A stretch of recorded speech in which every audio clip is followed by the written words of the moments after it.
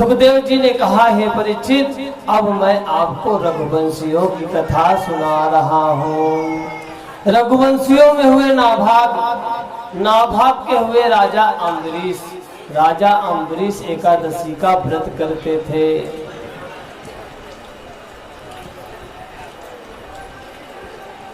आज यहाँ पर एकादशी है। कौन सी एकादशी है? इंदिरा एकादशी है ना। इंदिरा एकादशी करने से अपने पितरों की सदगति होती है। और एकादशी का मतलब ये होता है कि हम उपवास करते हैं। उप का मतलब होता है नजदीक और वास का मतलब होता है रहना। हम भगवान के समीप में रहें, उनका गुणगान करें, उनका लीला सुने, उनकी कथा सुने। उपवास का यही मतलब होता है। तो आप लोग इतने भाग्यशाली हो, आज एकादशी के दिन और भगवान की लीलाओं का गान सुन रहे हो।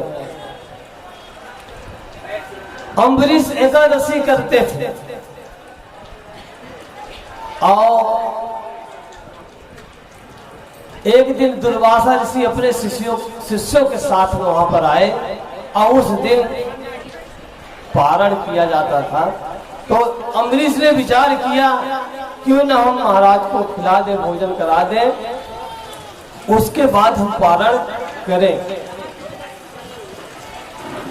हाथ जोड़ करके अम्बरीश ने दुर्वासा ऋषि से कहा कि आप हमारे यहाँ भोजन कर लें, जिससे हम एकादशी का पारण कर लें। दुर्वासा ने कहा कि ठीक है, हम अपने शिष्यों के साथ स्नान करने जा रहे हैं और आकर के आपके यहाँ भोजन करेंगे, उसके बाद आप पारण कर लेंगे। अब शिष्यों के साथ स्नान करते करते चर्चा सत्संग करने लगे। उसमें भूल गए कि हमको अम्बरीश ने निमंत्रण दिया है और यहाँ द्वादशी बीती जा रही है। ऐसा नियम है, एकादशी का पारण द्वादशी में करना चाहिए। थोड़े थोड़े से आप लोग आगे आ जाएं तो जो पीछे बैठने वाले को कोई परेशानी ना हो। इसलिए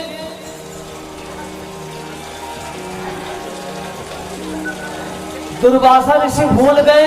उनको याद आया, अरे अम्बरीश ने हमको निमंत्रण दिया है और यहाँ द्वादशी थोड़ी ही रह गई थी। अम्बरीश ने अपने गुरु जी के पास गए, बोले क्या करूं? ऐसा नियम है कि जब तक ब्राह्मण को भोजन नहीं कराऊं तब तक हम पारण नहीं कर सकते हैं, और अगर हम पारण नहीं करते हैं तो हमारी एकादशी विफल जाएगी। तो गुरु जी ने कहा कि ये काम करो, तुलसी का पत्ता ले लीजिए, गंगा जल ले लीजिए और उसका पान कर लीजिए। एक प्रकार से पारण हुआ और नहीं भी हुआ। पारण विधि आप कर लीजिए, जब ब्राह्मण आएंगे तो आप भोजन करा करके फिर भोजन कर लेना। और दुर्वासा ऋषि आए तो सबसे पहले यही प्रश्न किए, अम्बरीश आपने पारण किया? अम्बरीश ने कहा, हाँ गुरुजी, हमने पारण कर लिया। इतना कहते ही दुर्वासा ऋषि क्रोध मारे श्राप दे दिया, अपने जटा से बाल निकाला और जमीन पे पटका। वहां से एक राक्षसी उत्पन्न हुई, बोले अम्बरीश को खा जाओ। अम्बरीश को खाने के लिए जैसे दौड़ी, उसी भगवान का चक्र सामने आ गया और उस राक्षसी के पीछे लड़ गई और उसका सर काट दिया। और उसके बाद दुर्वासा के पीछे वो चक्र पड़ गया। अब चक्र दुर्वासा ऋषि भागे, कैलाश में गए और भगवान भोलेनाथ से अर्जी लगाने लगे, हमें इस चक्र से बचाओ। ब्रह्मलोक में गए, भगवान ने कहा हमारे बस का नहीं है। ब्रह्मा जी ने कहा हमारे जिसका चक्र है उसी के पास जाओ।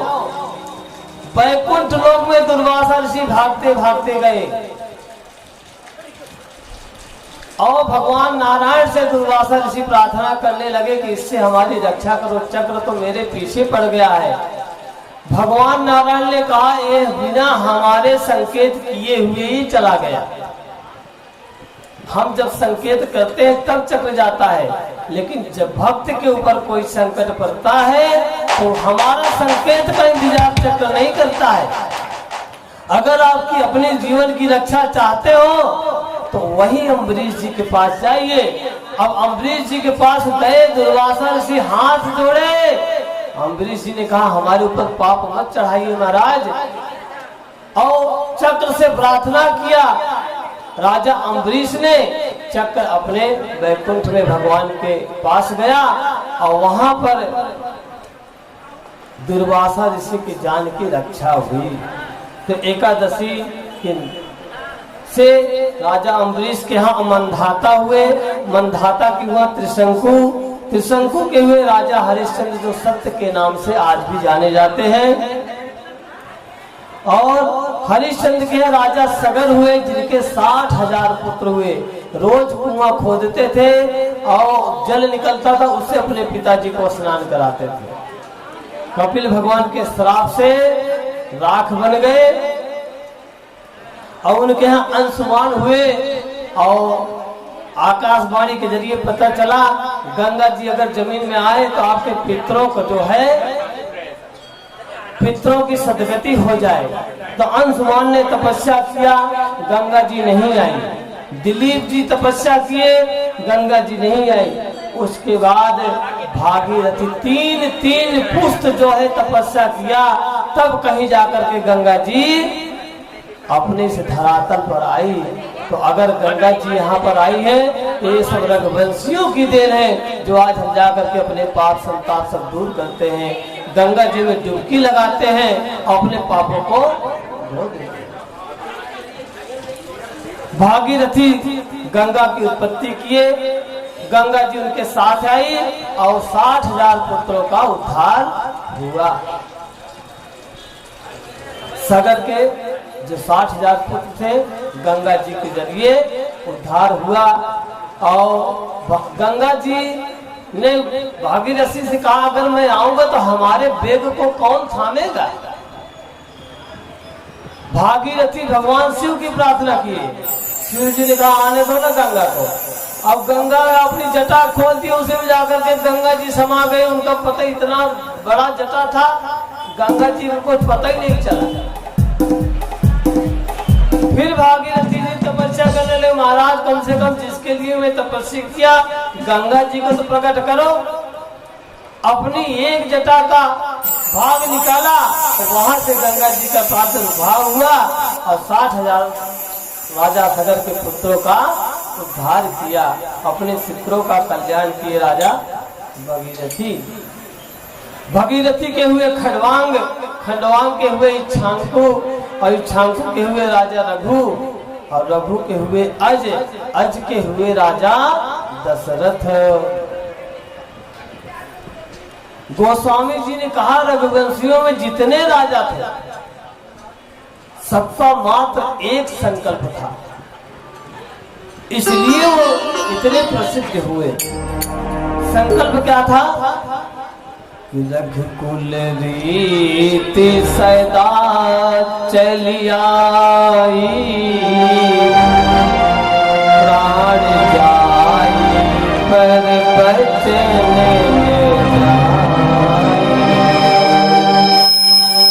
रघुकुल रीति सदा चली आई, रघुकुल सदा चली आई, रघुकुल रीति सदा चली आई, रघुकुल रीति सदा चली आई, रघुकुल रीति सदा चली आई, रघुकुल रीति सदा चली आई, रघुकुल रीति सदा चली आई।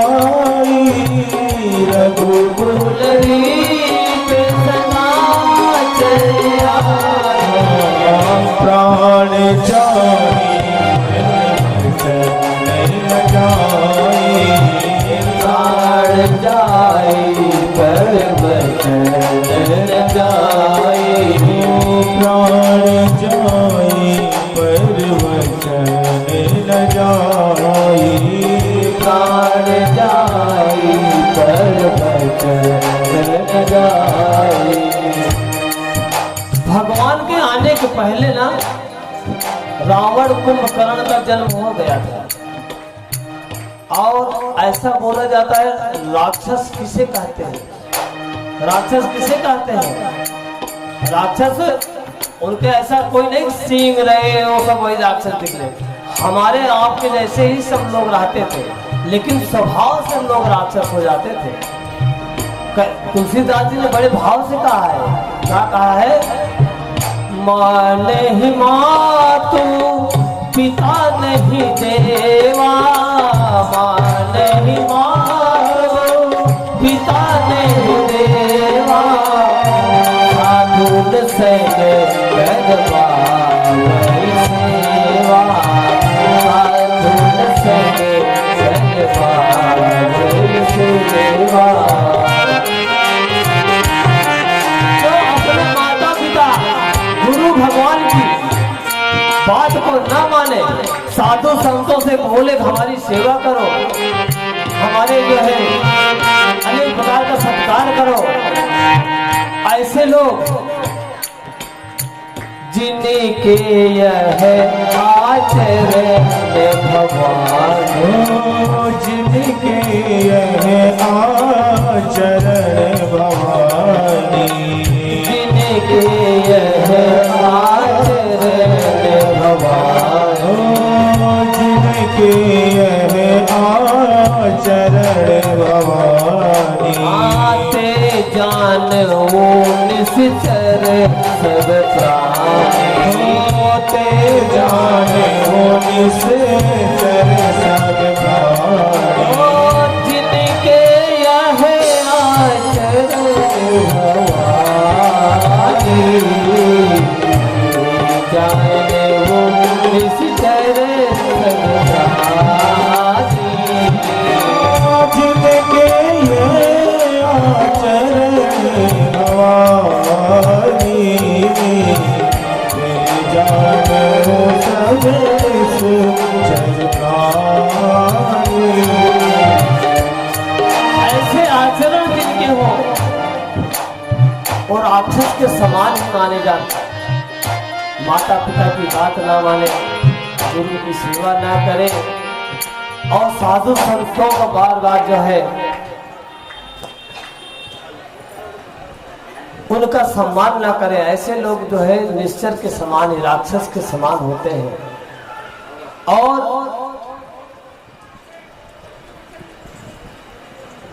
राजा दशरथ के यहाँ कोई संतान नहीं हो रहा था और देश में अनेक प्रकार से राक्षसों का भंडार हो गया था, आगमन हो गया था। देश की रक्षा के लिए सभी देवी देवताओं ने भगवान से प्रार्थना किया, हरि से, नारायण से बोला, हे प्रभु जी आप पृथ्वी पर कब आ रहे हो और अपने भक्तों का उद्धार कैसे करोगे? अनेक प्रकार से प्रार्थना करने लगे और सभी लोगों ने हाथ जोड़ करके भगवान नारायण को पुकारा। और हम लोग भी अपने इस देश की रक्षा, अपने इस पृथ्वी की रक्षा करने के लिए भगवान का हाथ जोड़ करके प्रार्थना करें। आज इस समय अपने देश में अनेक प्रकार के संकट है, अपने घर परिवार में किसी प्रकार का जो संकट हमारे जीवन में है उसको दूर करने के लिए हम प्रभु से हाथ जोड़ करके प्रार्थना करें। क्यों? क्योंकि सभी देवी देवता लोग प्रार्थना कर रहे हैं, तो हमें भी प्रार्थना करना चाहिए। क्या कहना चाहिए? जय जय सुर नायक जन सुखदायक प्रणत पाल भगवंता। जय जय सुर नायक जन सुखदायक प्रणत पाल भगवंता। नायक जन सुखदायक प्रणत पाल भगवंता। जय जय नायक जन सुखदायक प्रणत पाल भगवंता।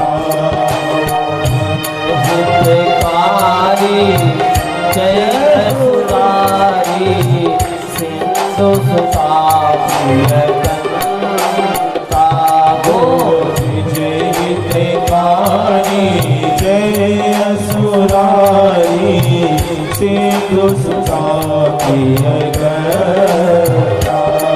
पालन सुर धरनी अद्भुत करनी मरम न जाने कोई पालन सुर धरनी अद्भुत करनी मरम न जाने कोई पालन सुर धरनी अद्भुत करनी मरम न जाने कोई पालन सुर धरनी अद्भुत करनी मरम न जाने कोई सो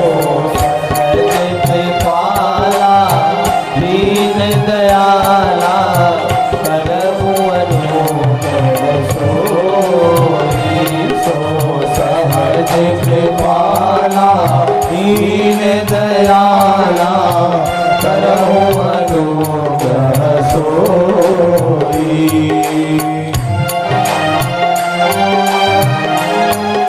भगवान ने कहा ये संत महात्मा आप लोग पृथ्वी पर जाओ, कोई वानर बनो कोई भालू बनो, हम जल्दी ही आपके पास अवतार लेकर के आने वाले हैं।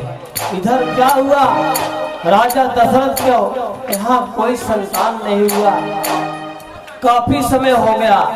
एक बार राजा दशरथ को चिंता लगी कि इतना बड़ा राज्य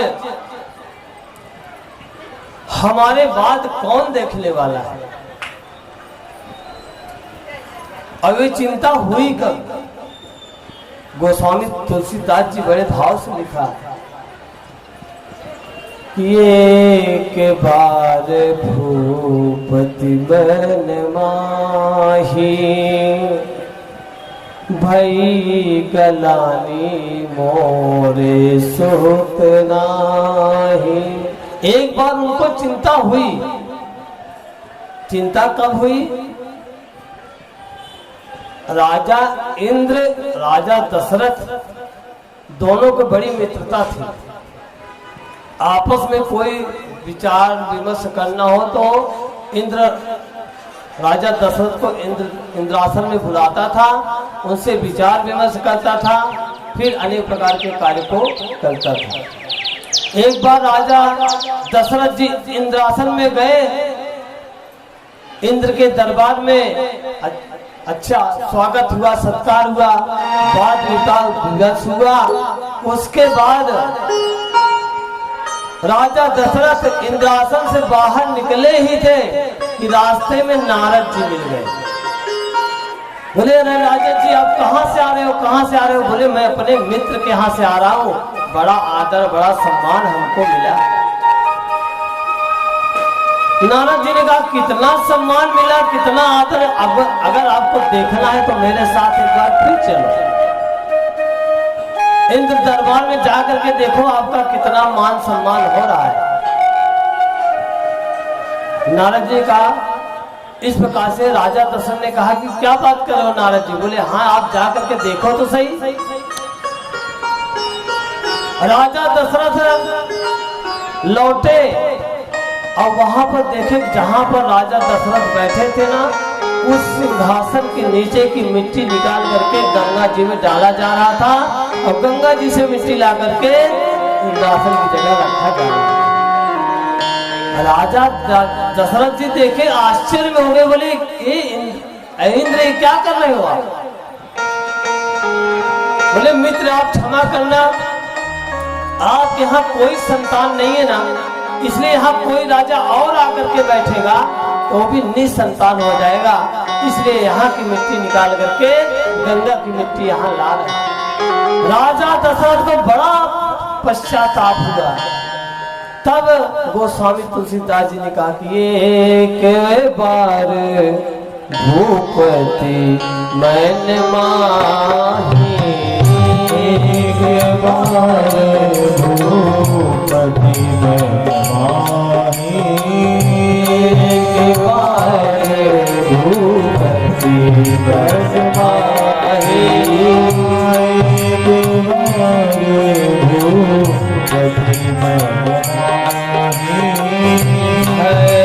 गलानी मोरे सुख नाही, आई गलानी मोरे सुख नाही, आई गलानी मोरे सुख नाही, आई गलानी मोरे सुख नाही।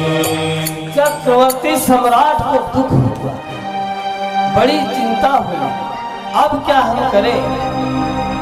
जब अपने जीवन में कोई दुख आए, कोई संकट आए, तो दुनिया से अगर आप हम कहेंगे ना, तो दुनिया हम पर हंसती है। अच्छा हुआ जो ये संकट आया, इस प्रकार की बातें करती है। अगर हमारे जीवन में कोई संकट आवे, दुख आवे, तो मात्र दो व्यक्ति के पास जाना चाहिए।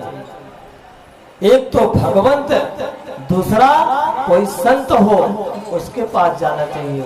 राजा दशरथ जी ने अपने गुरु वशिष्ठ जी के यहाँ गए। चक्रवर्ती सम्राट थे, चाहते तो गुरु जी को अपने अयोध्या में बुला सकते थे, लेकिन जब हमको कोई पाने की इच्छा हो ना, किसी चीज की लालसा हो ना, तो हमें गुरु के यहाँ जाना चाहिए। लोग आजकल तो गुरु जी को जहाँ रहे बस बुला लो, ये काम करना वो काम करना है। कभी गुरु जी के यहाँ गए? अगर अपना कल्याण चाहते हो तो गुरु जी के यहाँ जाना चाहिए।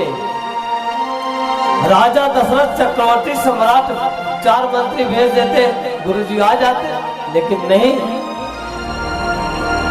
जब संकट आए, किसी प्रकार का गलानी हो, तो गुरु जी के पास जाना चाहिए। राजा दशरथ जी ने कहा, गए अपने गुरु वशिष्ठ जी के पास। गुरु गृह गया वो तुरंत नहीं पाया, गुरु गृह गया वो तुरंत नहीं पाया, गुरु गृह गया वो तुरंत नहीं पाया, गुरु गृह गया वो तुरंत नहीं पाया। चरण लागी कर बिना ये विशाला, चरण लागी कर बिना ये विशाला, चरण लागी कर बिना ये विशाला, चरण लागी कर बिना ये विशाला।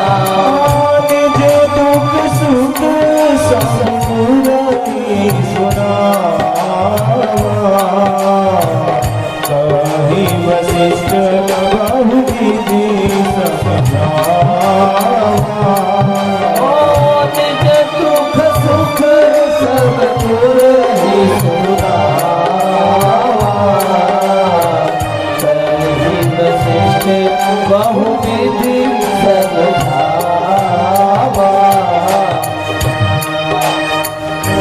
जब अपने जीवन में कोई संकट आए, दुख आए, तो गुरु के यहाँ जाना चाहिए।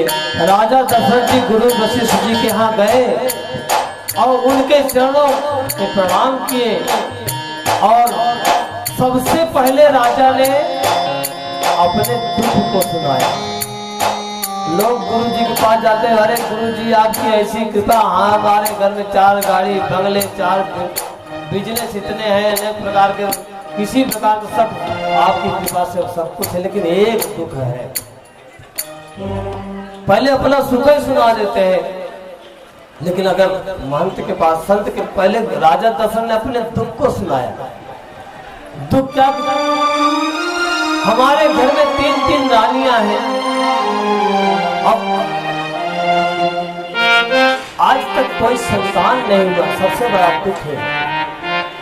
सुख क्या है?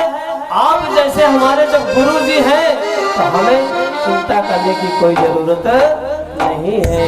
ये सबसे बड़ा सुख है कि आप हमारे गुरु हैं। राजा ने ये नहीं कहा हम चक्रवर्ती सम्राट है, हमारी इतनी सेना है, हमारी इतना राज्य है, पूरे दिशाओं हमारा यश फैला है, नहीं। राजन के आप जैसे हमारे गुरु, यही सबसे बड़ा सुख हमको है। आपके नाते हमको कुछ सोचने की, विचार करने की जरूरत नहीं, लेकिन जो है आपके सामने हमने रखा। गुरु वशिष्ठ ने कहा आप धीरज धारण करो। आप यहाँ जो पूरे संसार के संकट को दूर करने वाला होगा वो वहां आने वाला है। इसके लिए आप धीरज को धारण करो।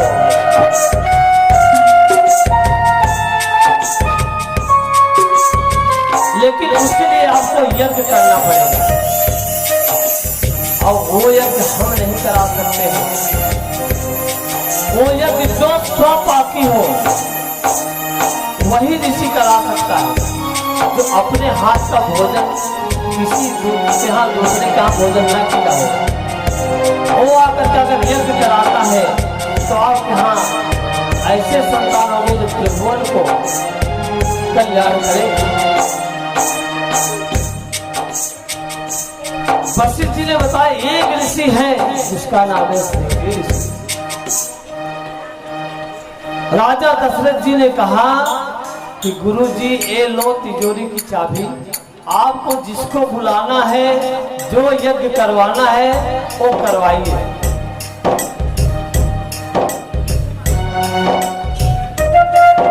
गुरु वशिष्ठ जी ने श्रृंगी ऋषि को आमंत्रण दिया और कहा श्रृंगी ऋषि वशिष्ठ बुलावा, पुत्र काम शुभ यज्ञ करावा। पुत्र प्रतिष्ठित यज्ञ जो है वशिष्ठ जी ने रखा और आहुति देने लगे। और आहुति में भगवान उस यज्ञशाला से प्रकट हुए और खीर लेकर के आए। राजा दशरथ को यज्ञ नारायण ने दिया। वशिष्ठ जी को वो खीर की कटोरी पकड़ाई, वशिष्ठ जी ने राजा दशरथ को दिया। आधा भाग कैकेयी को दे दिया, सुमित कौशल्या आधा भाग कौशल्या को दिया, और कौशल्या ने आधा भाग कैकेयी को दिया, कैकेयी ने सुमित्रा को दिया, और अपने में से कौशल्या ने भी सुमित्रा को दिया। इस प्रकार से उस खीर को जो है सभी रानियों को दिया गया, और ईश्वर की ऐसी कृपा हुई, तीनों रानियां गर्भ को धारण की। और अयोध्या में चारों तरफ से सुगंधी फैलने लगी, और जितने पशु पक्षी है कलरव करने लगे। अनेक प्रकार के सुगंधी वातावरण बन गया।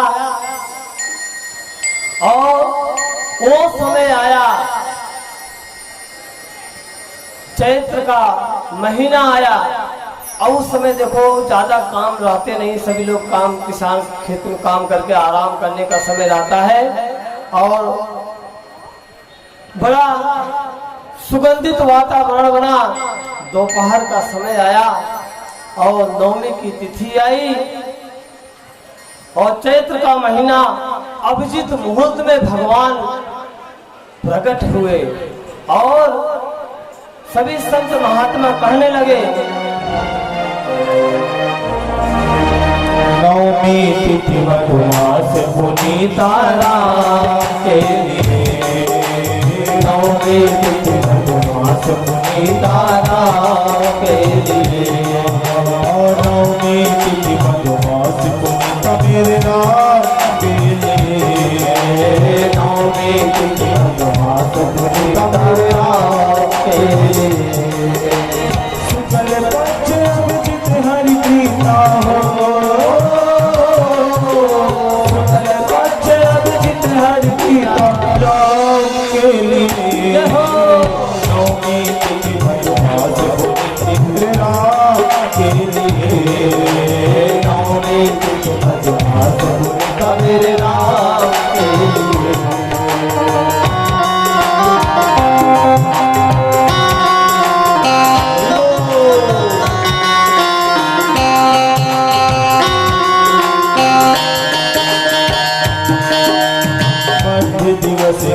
हमारा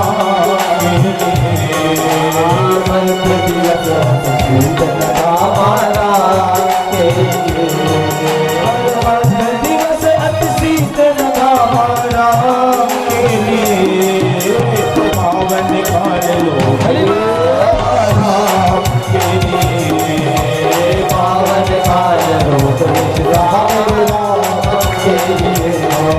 पावन काल लोक विश्राम राम के लिए पावन काल लोक विश्राम राम के लिए।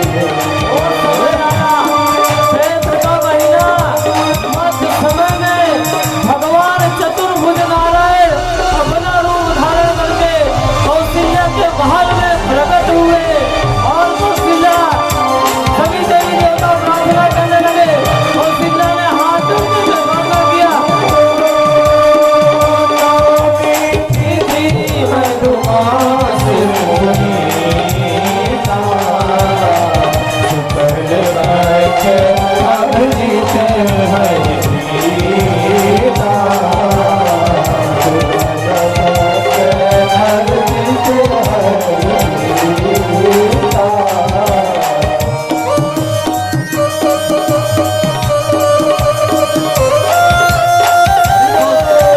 कौशल्या के महल में 4 रूप धारण करके भगवान प्रकट हुए। कौशल्या ने कहा, अरे प्रभु, मैं इस रूप में आपको थोड़ा अपने यहाँ बुलाई। सबसे पहले माता कौशल्या ने भगवान चतुर्भुज नारायण को प्रार्थना किया और कही, भय प्रगट कृपाला दीन दयाला कौशल्या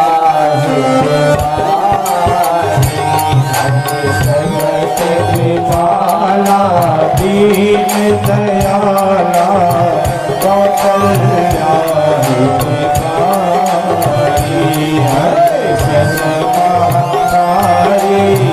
मुनि मन हारी अद्भुत रूप दिखाई महतारी मुनि मन हारी अद्भुत रूप दिखाई।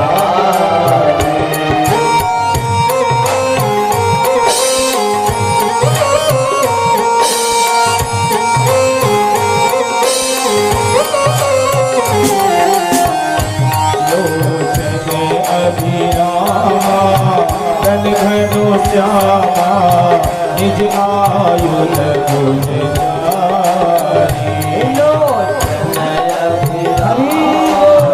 तन घन श्यामा निज आयुध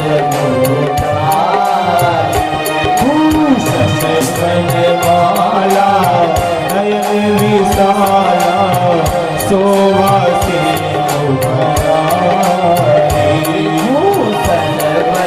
माला नयन विशाला शोभा से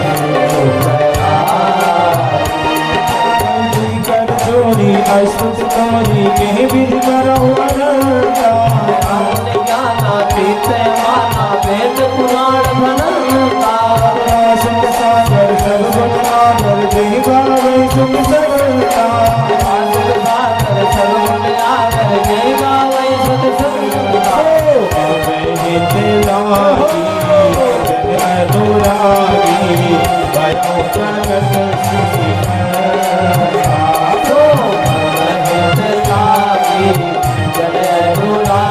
अनुरागी भगत से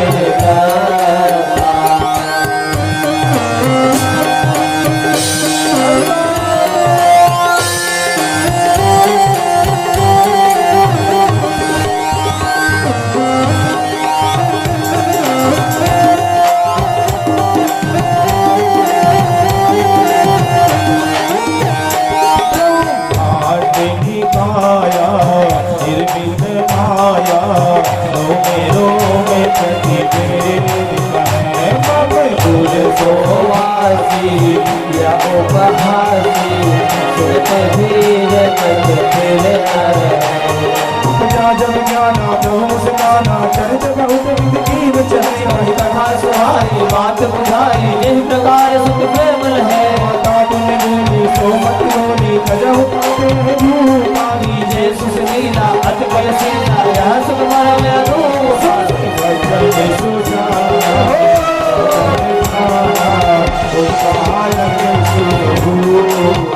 सुनी भजन सुनाना गुण ठाना बालक सुरभूपा यह चरित दिखावहि अर्पण पावहि बिना बरहि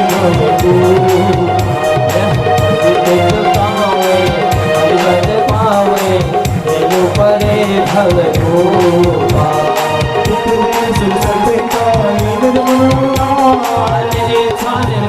भगवा माया गुरु पाला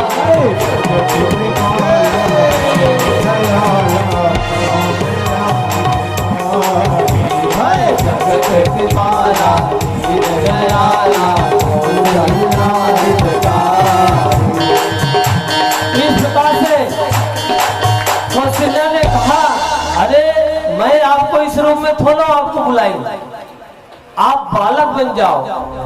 भगवान बालक बन करके हंसने लगे माता कौशल्या ने कहा इस पृथ्वी पर जो आता है वो हंसता नहीं है। बोले क्यों? हमको रोना पड़ेगा? बोले हाँ, यहाँ अगर आए हैं तो आपको भी रोना पड़ेगा। सुन वचन सुजाना रोदन ठाना। तब भगवान जो है रोने की आवाज, अब जब रोने की ज्वाला की आवाज आई तो कौशल्या की जो दासी है घर में लाला हुआ है, दौड़ती दौड़ती गई दरबार में। बोले बधाई लाओ बधाई लाओ। बोले हुआ क्या? बोले अपने यहाँ लाला हुआ है। उसके बाद कैकेयी की दासी दौड़ती दौड़ती राजा के पास गई। बोले बधाई तो राजा जी, बधाई तो जी। बोले क्या हुआ बताओ तो सही। बोले अपने घर में लाला आया। सुमित्रा की जो दासी है दौड़ते दौड़ते आए। बोले महाराज हमको दो दो बधाई चाहिए। बोले क्यों? सबको एक एक तुमको दो। बोले हमारे यहाँ दो दो लाला हुआ है। बोले बधाई हो रामचंद्र भगवान की बधाई हो। घर में चारों भैया प्रकट हुए और सभी लोग मिल करके देवी देवता मिल करके बधाई गाने लगे। और आज भगवान राम जी आए हुए हैं तो हम लोगों को सब लोग बधाई गाएंगे। और यहाँ पर जितने ब्राह्मण हैं सबको बधाई देना चाहिए और भगवान राम की कृपा प्राप्ति देना चाहिए। सभी लोग बधाई गाएंगे। मेरे साथ सब लोग ताली बजाते हुए और बोलना है क्या? प्रगटे हैं चारों भैया अवध में बाजे बधैया।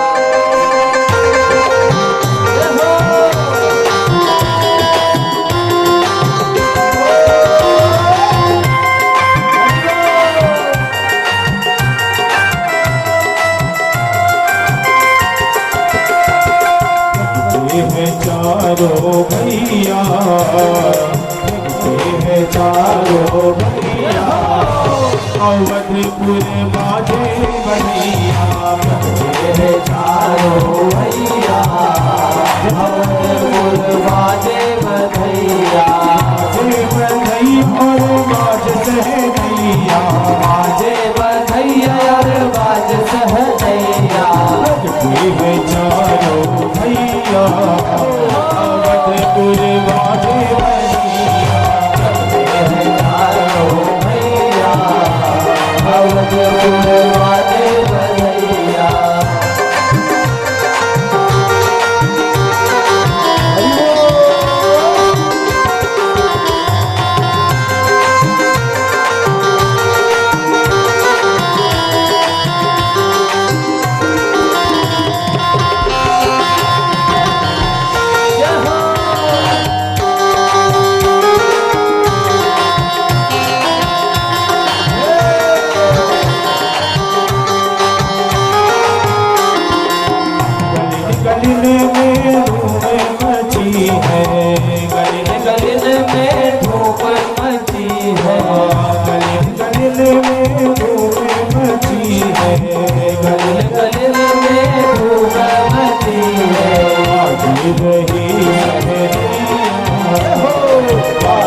रही सहनैया अवधपुर माजे बधैया बधाई हो अवधपुर माजे बधैया चारो भैया अवधपुर माजे बधैया चारो भैया अवधपुर माजे बधैया।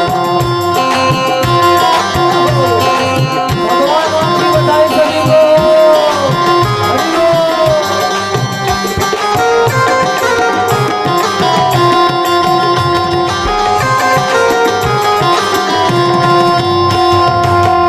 हरि जगमग दिया जलत है जगमग जगमग दिया जलत है जगमग जगमग जगमग दिया जलत है जगमग जगमग दिया जलत है झिलमिल होते बदरिया झिलमिल होते बदरिया अवधपुर माजे बधैया झिलमिल होते बदरिया अवधपुर माजे बधैया माजे बधैया माज सहनैया माजे बधैया माज सहनैया प्रगटे चारो भैया अवधपुर माजे बधैया प्रगटे चारो भैया अवधपुर माजे बधैया।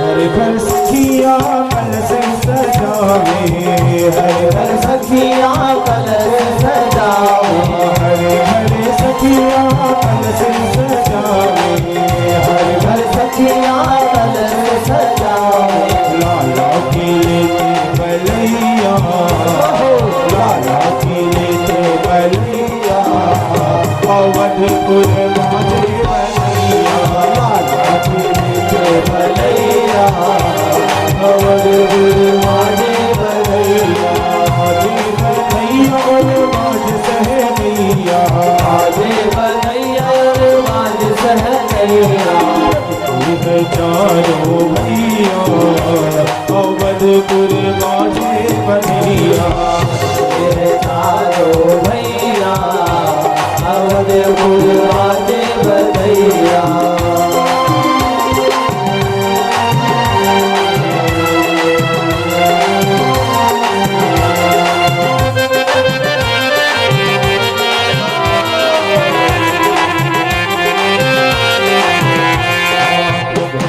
चारो भैया अवधपुर माजे बधैया चारो भैया अवधपुर माजे बधैया चारो भैया अवधपुर माजे बधैया चारो भैया अवधपुर माजे बधैया।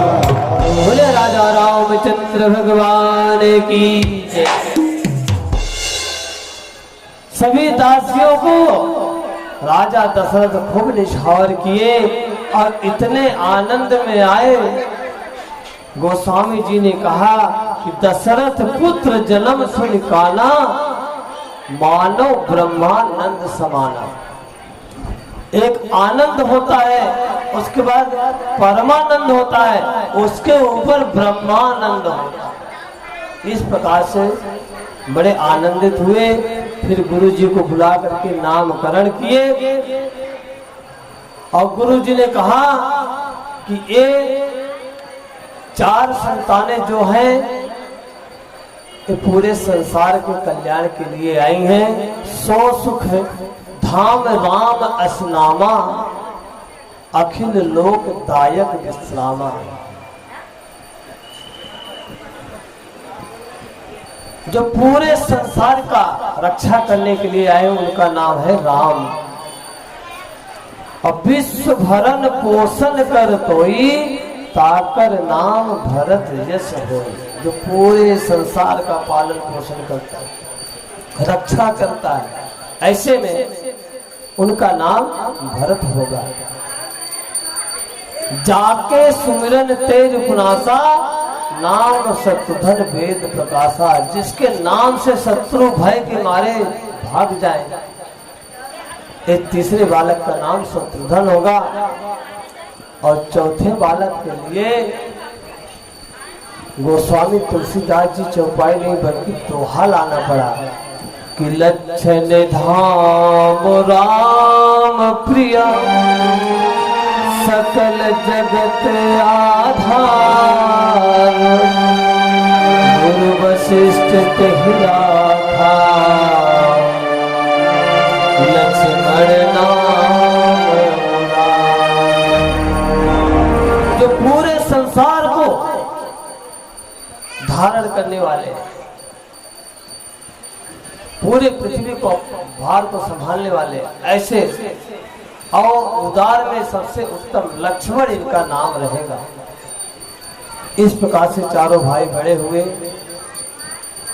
और गुरु जी के यहाँ पढ़ने गए। थोड़े ही समय में उनको सब विद्या प्राप्त हो गई। जिसको थोड़े समय में विद्या प्राप्त करनी है तो हमें भगवान का आचरण करना पड़ेगा।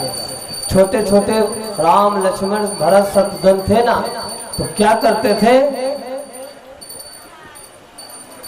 कि प्रातः काल उठ के रघुनाथा, मातु पिता गुरु नाम माथा। जब प्रातः काल उठते थे अपने माता पिता को प्रणाम करते थे, गुरु को प्रणाम करते थे, फिर कोई काम करते थे। इसलिए जब गुरु जी के यहाँ पढ़ने गए तो गुरु गृह पढ़ने गए रघुराई, अल्प काल सब विद्या पाई। जो अपने माता पिता गुरु आशीर्वाद लेकर के पढ़ने जाता है उसकी सारी मनोकामना जल्दी से जल्दी पूरी हो जाती है। उसके बाद विश्वामित्र जी जब थोड़े बड़े हुए, भगवान विश्वामित्र जी आए और राम लक्ष्मण को कहा कि आप हमको दे दीजिए, हमारे यज्ञ में बड़े असुर संकट डालते हैं, जो हमारे यज्ञ की रक्षा करने के लिए आप राम और लक्ष्मण को हमको दे दीजिए। लेकर के आए, वहां पर एक शिला थी। विश्वामित्र जी ने कहा अपना चरण जो है इस शिला के ऊपर उनका रज गिरा दीजिए। गौतम नारी श्राप बसे, उपल देह धर धीर, चरण कमल रज चाहती, कृपा करो। आपके चरण कमल की रज चाहती है, इसलिए इनके ऊपर कृपा करिए। भगवान ने अपने चरणों की धूल गिराई और गौतम की नारी अहिल्या जो है अपने रूप में आई। उसके बाद भगवान ने तारका का वध किया, जनकपुर की आगमन किए और वाटिका में राम लक्ष्मण पुष्प लेने के लिए गए। वहां पर सीता जी से भेंट हुई और सीता जी ने राम जी को देखा, राम ने सीता जी को देखा और उसके बाद सीता जी को उसी समय मन में आ गया अगर ये मेरे स्वामी बने तो सबसे अच्छा माता जी के मंदिर में जाकर के प्रार्थना करने लगी, माँ अगर हमारे पति बने तो भगवान राम ही बने। और माता जी ने आशीर्वाद दिया कि मनु जाहि राचो मिले सोइवर, सहज सुंदर सांवरो, करुणा निधान सुजानशील, स्नेह जानत रावरो। यही भांति गौरी असीस सुनसी, सहित ही हर्षी अली, तुलसी भवानी पूज पूज मुदित मन मंदिर चली। इस प्रकार से जो है आशीर्वाद मिला और राम लक्ष्मण विश्वामित्र सहित जनकपुर आए, यज्ञ मंडप में प्रवेश किए और जनकपुर में सभी राजा ने इकट्ठा हुए। सभी राजा ने माँ सीता जी को देखा और सीता जी का रूप इतना सुंदर कि सब लोग अकुला करके उठे कि हमसे धनुष टूटे, हमसे धनुष टूटे, जिससे सीता मेरी हो जाए। और अच्छा समय मुहूर्त दे करके विश्वामित्र जी ने कहा कि हे राम जी उठो और धनुष को चढ़ाओ। भूप जितने राजा थे सब एक ही साथ तोड़ने के लिए आ गए कि मुझसे टूटे, मुझसे टूटे। तो भूप साहस 10 एक ही बार, इसका मतलब एक ही साथ नहीं तोड़ने लगे। जो राजा तोड़ने जाए तो बाकी सब लोग मनाएंगे इससे नहीं टूटे, अगर इससे टूट जाएगी तो इसका हो जाएगी, इसलिए मुझसे टूटे। फिर दूसरा राजा खड़ा, फिर सब लोग मनाएंगे इससे ना टूटे। ऐसे भूप साहस 10,000 राजा लोग गए, लेकिन धनुष हिला नहीं। अब विश्वामित्र समय सुलझाने, जब अच्छा मुहूर्त समय आया, वो मुहूर्त आया, विश्वामित्र ने इशारा किया, राम जी उठे तो सबसे पहले क्या किए, बंदी पितरे सुर सुरकित संहारे, जो कछ पुण्य प्रभाव हमारे। तो अपने पितर, पहले अपने पितरों को प्रणाम किया, फिर जो देवी देवता हैं उनको प्रणाम किया। उसके बाद फिर भगवान ने धनुष पर प्रत्यंचा चढ़ाई और चढ़ावत खई चढ़ाए, काहुन लगा दे चढ़ाए और सब धनुष को मारा, सब तोड़ दिए। कोई देखा, कोई देखा ही नहीं। इस प्रकार से वहां पर धनुष का भंजन किया। उसी समय परशुराम जी आए और अनेक प्रकार से परशुराम से वार्तालाप हुई, राम लक्ष्मण का संवाद हुआ। और उसके बाद राम के साथ सीता का विवाह और लक्ष्मण के साथ उर्मिला का विवाह, भरत के साथ मांडवी का, शत्रुघ्न के साथ सुतकीर्ति का विवाह। राजा जनक 4 बेटियों को एक साथ विदा किया। राजा जनक ने कहा, ए मेरी 4 जो बेटियां ना, ये बेटियां नहीं है, ये हमारे कलेजे के टुकड़े हैं।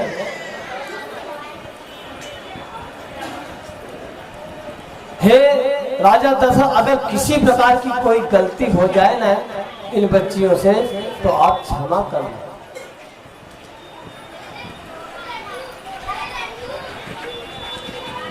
देखिए, जब घर में माता पिता बेटी को विदा करते हैं ना, उस समय बड़ा कष्ट होता है। पाल पोस करके इतना बड़ा करती हैं, फिर किसी पराये के घर में दे देती है। और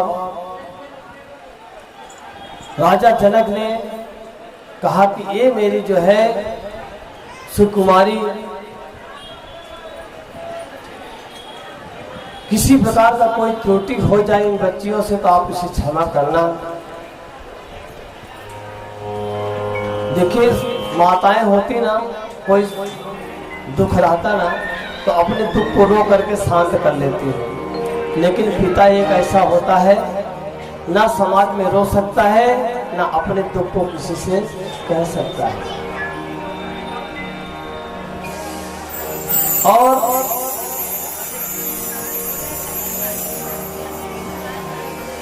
बेटियां जब जाती है ना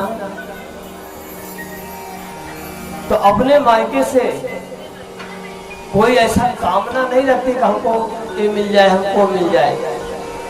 माता पिता का आशीर्वाद चाहती है और कहती है, जाते समय अपने पिता से बोलती है, अर्जी करती है, माँ से बोलती है, बहन भाई से बोलती है कि हमको क्या चाहिए, कि बाबुल दे दो दुआ आज तो प्यार से जा रही दूर मैं तेरे संसार से। सभी बेटियों की यही कामना होती है माता पिता से, मैं जा रही हूँ, अपना प्यार, अपना आशीर्वाद आप और कहते हैं कि बाबुल दे दो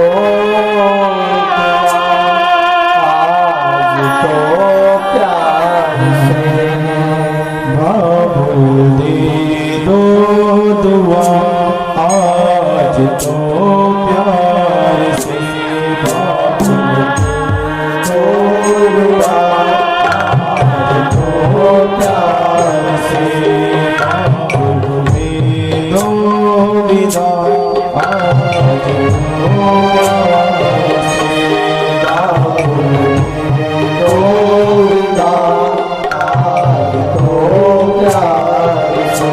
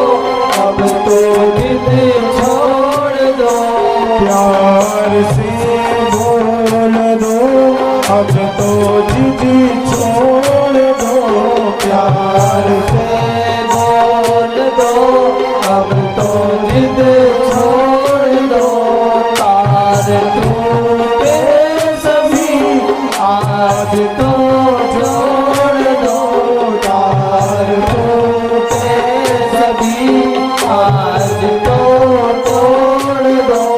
बाबू आशीष धन ले तेरे